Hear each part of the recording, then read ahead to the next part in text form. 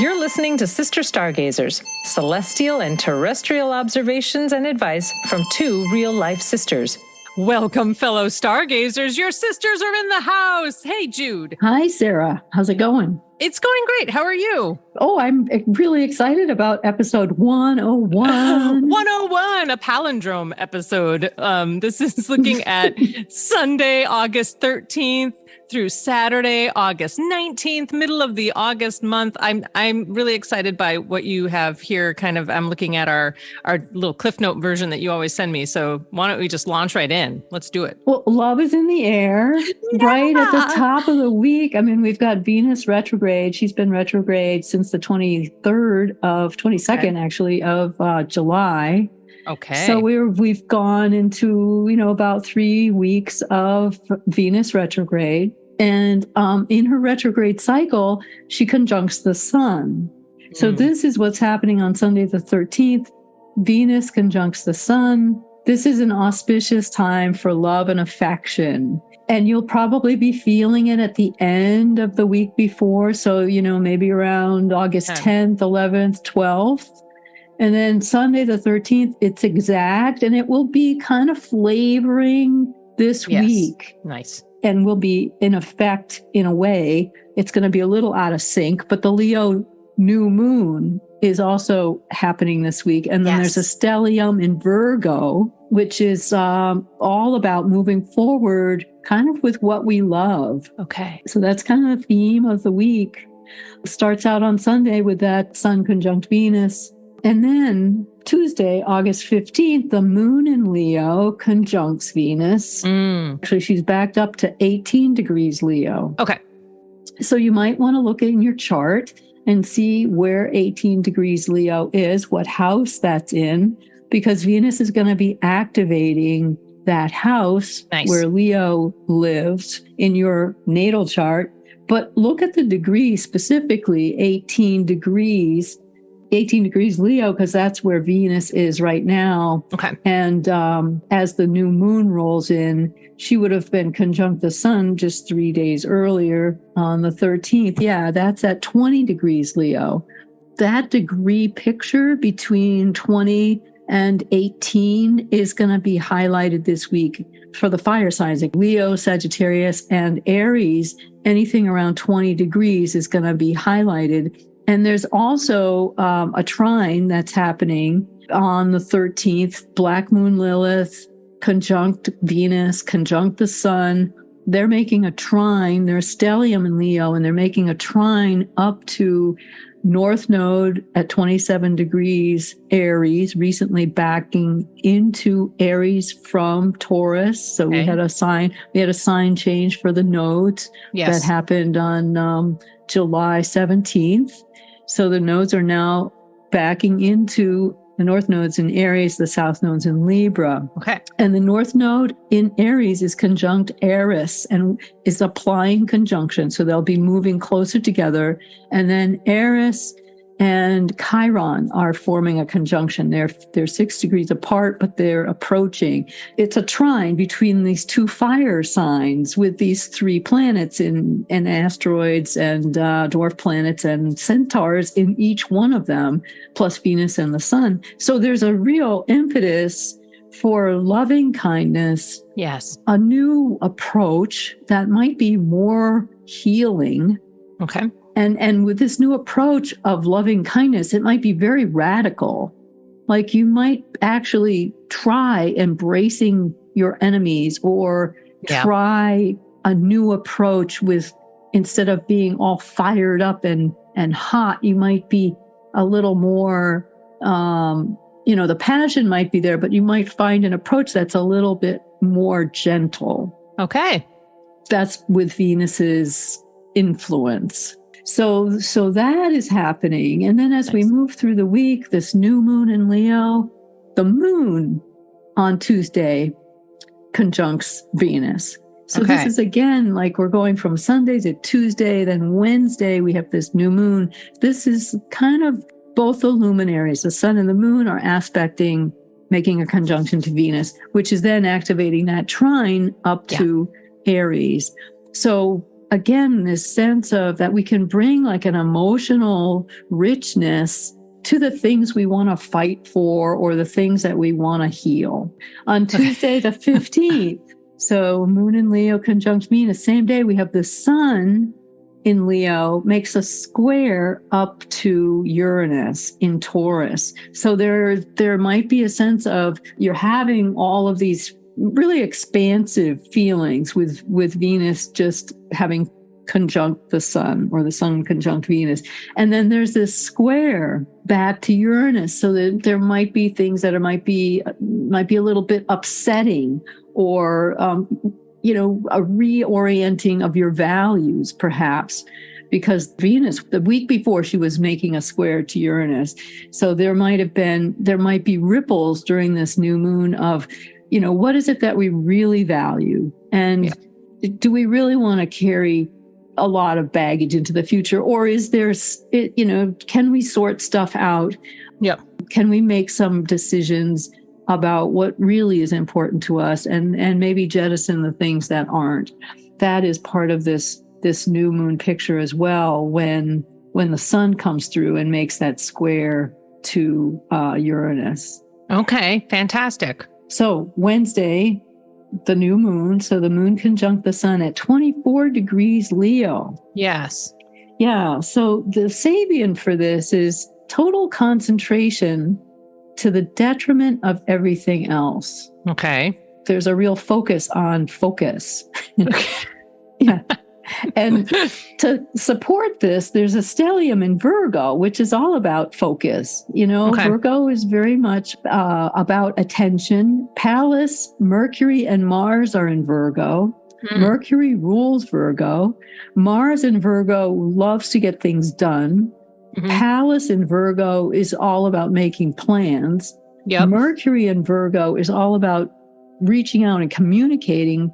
Yep. And being very effective, being very, very good. It's all about timing in Virgo. Okay. Yep. And those three planets, Mars, Mercury, and Pallas, are making a trine back up to Uranus and Taurus. So we just had a square from the Sun to Uranus, which is also that square from the Sun to Uranus can also be a bit of restlessness. Sure. Yeah. And really asking ourselves to be a little bit more restrained or not go off the handle, right? Yep. In terms of response or react.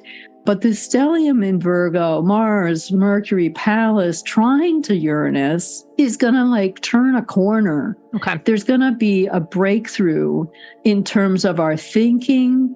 We're going to be able to see the light. Yep.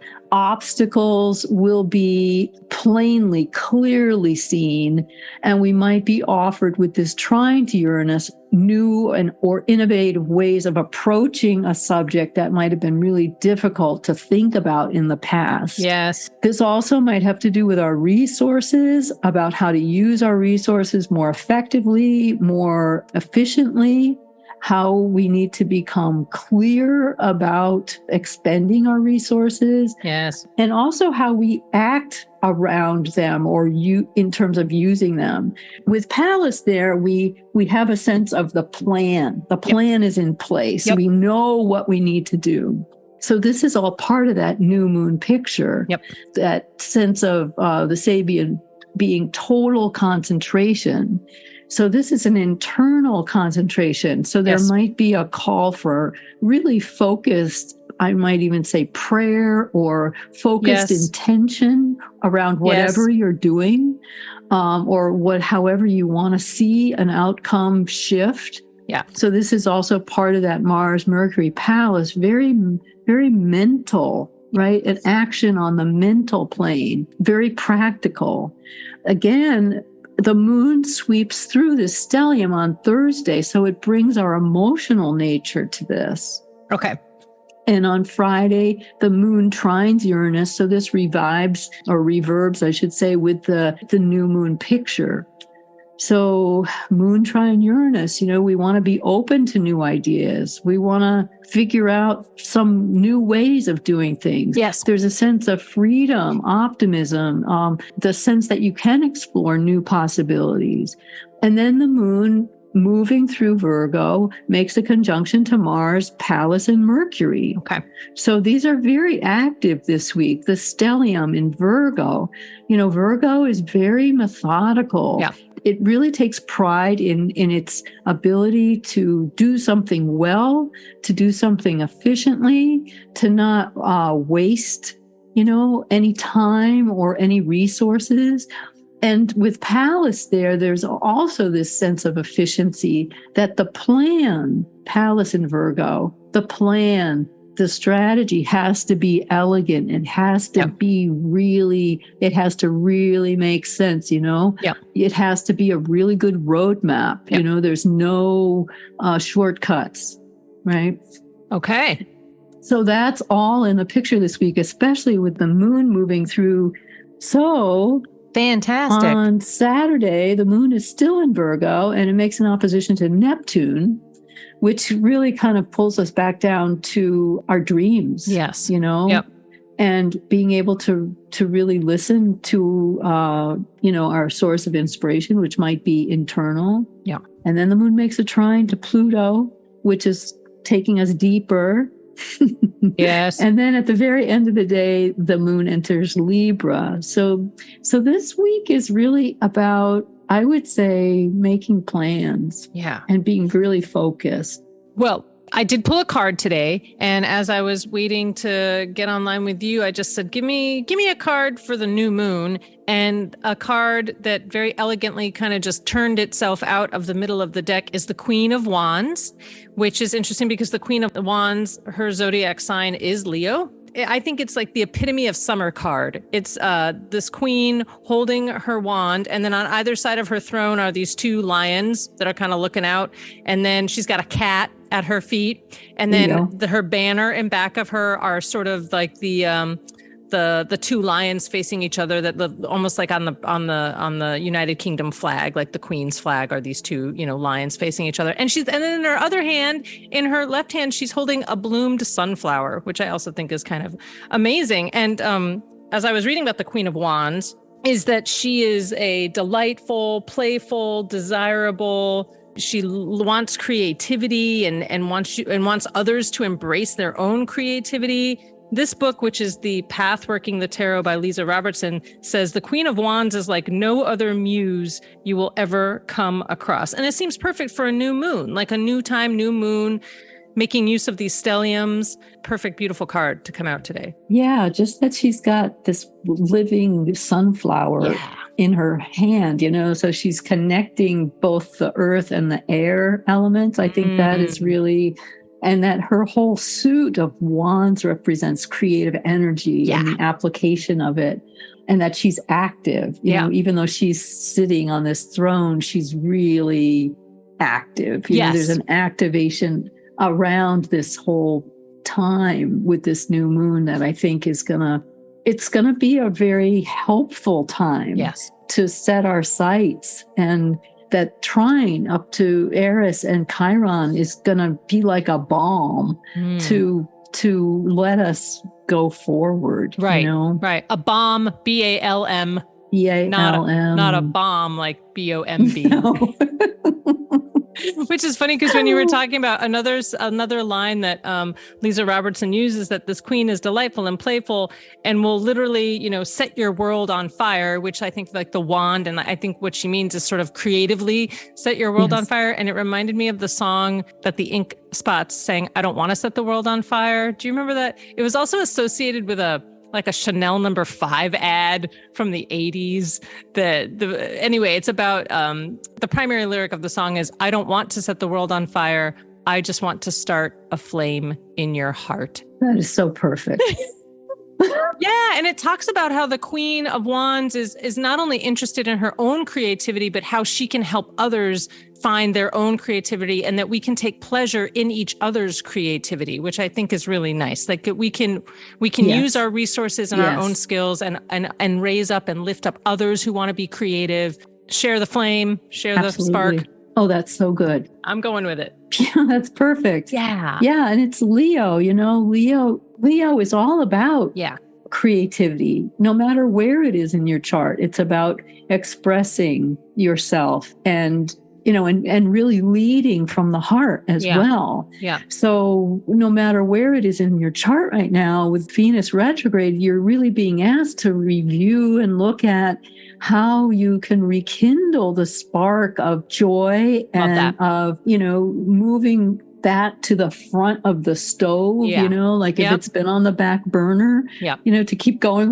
with that burning analogy or cooking analogy, moving it to the front of the stove, moving it to the front of the burner to really take more time with that so that you can cultivate that, and then leading with that heart, that's going to be so important in the coming months going forward, because what the world needs is more people with their hearts open. Right. Or at least access to tapping in and making available that heart energy to be available when it's most needed. Yes. A heart approach. Yeah. Okay. Well, let's leave it there for that week for episode 101. Listeners, please keep sending us your comments, your questions. You can reach out at connect@sisterstargazers.com. That's our email address. You can tune in Monday nights for some astrological deep dives on wmpg.org. Jude's been doing some really cool interviews with different people from the cosmic community, and you can find the archives of that show at wmpg.org if you want to tune into some of those. And we're looking forward to keep on rolling. Yeah, we're going to keep on rolling. Thanks, Jude, for the breakdown. Oh, you're welcome. See everybody next week. Yeah, see you next time. Bye for now, everyone. Thanks for listening to Sister Stargazers. Let us know what worked for you this week. Find us on Facebook and post a comment at Sister Stargazers.